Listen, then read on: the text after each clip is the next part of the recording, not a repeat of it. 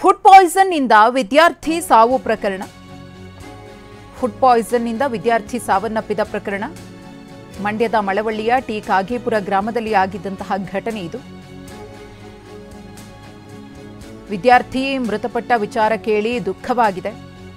ಹಲವು ಮಕ್ಕಳು ಅಸ್ವಸ್ಥಗೊಂಡಿದ್ದು, ಈ ವಿಷಯ ತಿಳಿದು ನನಗೆ ತುಂಬಾ ನೋವಾಯಿತು ಅಂತ ಹೇಳಿ ಸಿಎಂ ಸಿದ್ದರಾಮಯ್ಯನವರು ಎಕ್ಸ್ ಖಾತೆಯಲ್ಲಿ ಟ್ವೀಟ್ ಮಾಡಿದ್ದಾರೆ.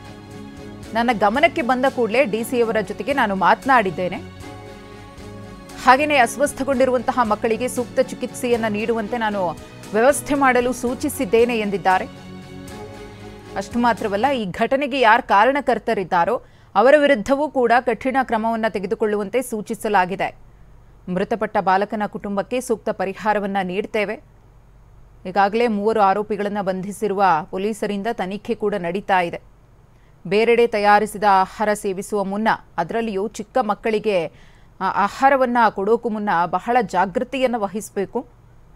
ಅಜಾಗರೂಕತೆಗೆ ಅಮೂಲ್ಯ ಜೀವಗಳು ಬಲಿಯಾಗದಿರಲಿ ಅಂತ ಹೇಳಿ ಸಿಎಂ ಸಿದ್ದರಾಮಯ್ಯನವರು ಪೋಸ್ಟ್ ಮಾಡಿದ್ದಾರೆ. ಅವರ ಟ್ವೀಟ್ ಅನ್ನು ಕೂಡ ಗಮನಿಸ್ತಾ ಇದ್ದೀರಿ. ಮಕ್ಕಳಿಗೆ ಸೂಕ್ತ ಚಿಕಿತ್ಸೆಯನ್ನ ನೀಡಲು ಈಗಾಗಲೇ ಸೂಚಿಸಿದ್ದಾರೆ.